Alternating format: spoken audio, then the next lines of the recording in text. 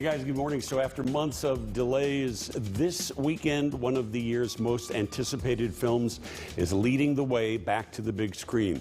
Earlier this week, I talked Tenet with its director, Christopher Nolan, and its star, John David Washington.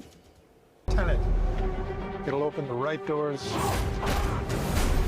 some of the wrong ones too. Tenet was originally to be released on July 17th, but COVID-19 restrictions pushed it back to July 31st and then August 14th. Now, with a lot of money riding on it, this weekend it will debut in the U.S. with limited seating capacity, social distancing, and sanitation protocols in place. Can this time-bending thriller from five-time Oscar nominee Christopher Nolan lure movie fans back into the cineplexes? You know, that's everybody's decision to make for themselves, and that's completely fine. And I think people should take their time and make decisions they're comfortable with. And we're hoping that audiences around the world will be patient with us as we roll out the film as slowly and safely as we need to. I've worked for a long time on the project, and anytime you do a film of this scale, you're really hoping for a particular environment that the film will come out in and all the rest, and the reality is often very different. In this case, it's extraordinarily different.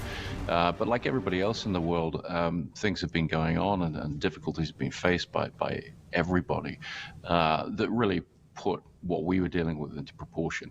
Our job was to just finish the film and be ready to put the film out when it's appropriate to do so and when cinemas could open again. John David Washington, son of Denzel, who scored an Oscar nomination for his role in Spike Lee's BlacKkKlansman, stars in Tenet, his first role in a Christopher Nolan movie known for its high action and extremely complex scripts. This was the first time the physical demands and requirements sort of informed the emotional ones. They sort of let me know why he does certain things based off of the kind of movement that comes naturally to him.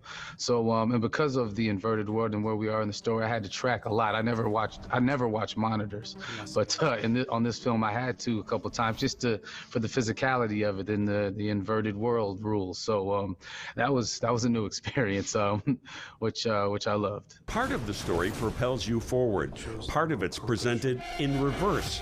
Not surprising from the man who gave us Memento, Inception, Interstellar, and many other mind benders. You really require that you pay attention to what's going on. You're like a really tough and satisfying professor. Yeah, we should put that on the poster. That's a great selling point. The movie, tough and satisfying. I think, very kind words, but the reality is we're trying to make it entertainment first and foremost. And the way I work, I'm the audience for the movie for years until it's finished, and then it goes out to the world. And as the audience, I'm trying to make something that engages me. And engage this movie does. It officially opens theaters only starting tomorrow. I'll have my review of it, just like all Christopher Nolan movies. It is complex. There's a lot to pack away here. I'll tell you all about it. In the meantime, let's get a check of the weather.